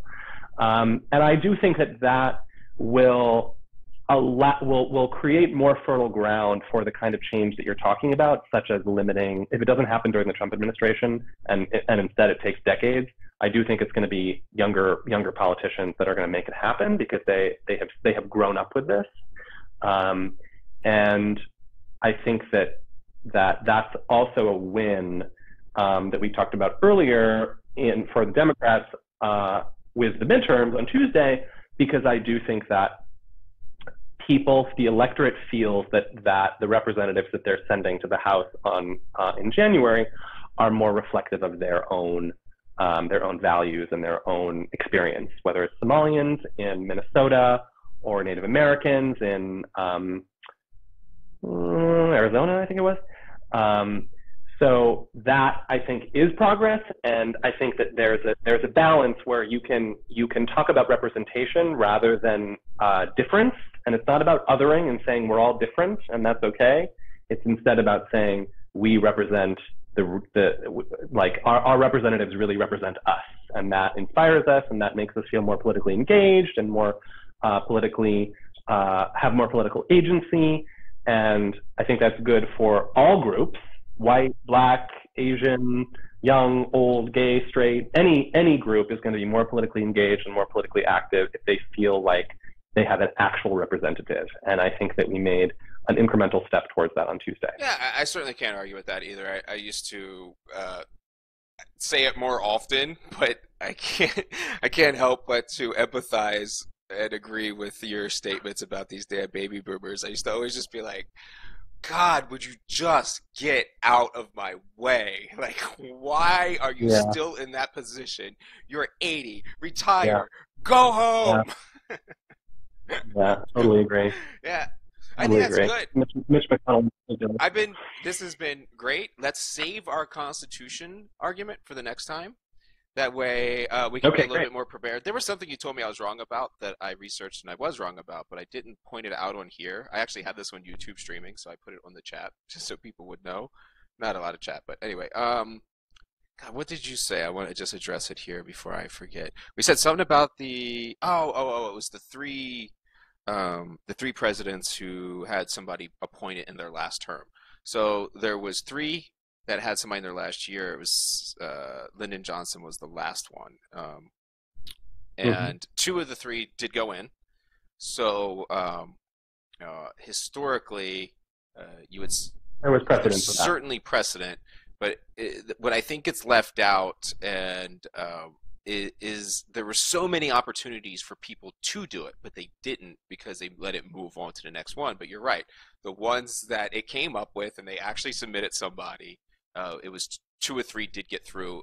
One of the third they decided to just push it on to the next, but there was some kind of like extenuating circumstances to that. Right. Well, good. Now we know. So again, you win that point. So I just wanted to make sure we pointed that out. Thank you.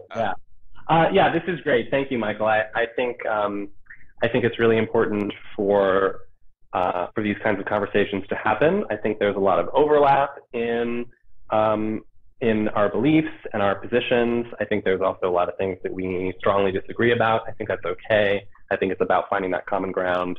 And I'm always happy to talk to. I'd love to talk to you again. I'd love to talk to other people and figure out how we can solve a lot of the problems that are facing our nation today on not only the local level but nationally, because certainly what the past couple of years have taught us is that people are really beginning to the electorate is really beginning to understand the consequences of elections, and that's something that people have been pretty apathetic about for a while, and I certainly appreciate the moving away from apathy and people becoming more engaged. And I know we agree that a lot of people who vote are stupid, but when you get more people overall voting, you get some smart people in there too. So that's why I just want an overall increase in participation. I think that will end up setting us up for moving towards a more perfect union and evolving in a way that considers the desires and the visions for prosperity that include the widest number of Americans. Yeah, I agree with that philosophy. I'm definitely concerned about with the seas that lift all boats and as much as possible, and equally as much as possible. So but I think it says a lot about you and your character to come on here and talk to me. It's definitely more rare on the left to have somebody come and argue with the left, because I am the left. I am just a very self-critical wing of the left that cares about my policies getting through and not who does it. So I'm going to challenge everyone that is willing to face it, and there aren't a lot of people willing to face it. And the idea that you're willing to engage with me and try to bust our bubbles, and I think you're helping me bust some of mine. There's definitely probably 5 points here or so you've made that have kind of pulled me back in and kind of helped me be reorientated from my aggressiveness towards the Democratic Party, from where I think really let us down, and my side that is definitely doesn't have the problems with President Trump that a lot of people do, because I think that's because I'm so obsessed with policy, and I just think this dude can be convinced to do the right policy, and I think he's a hell of a lot smarter than people give him credit for. And I think that bullshit 6th grade language is what got him elected. The American reading average is 6th grade level, and when people say he's communicating poorly, I like to point out he's communicating poorly to you. He is communicating very effectively towards a lot of other people. And if we could express enough humility and empathy to understand those perspectives, I think we'll have some clues to that unity you were talking about. Yes. Good. That's a great note to end. Thank you, all right, brother. Michael. It was wonderful talking to you. I can't wait to do it again, and I'll put all this up and send it to you as soon as I can.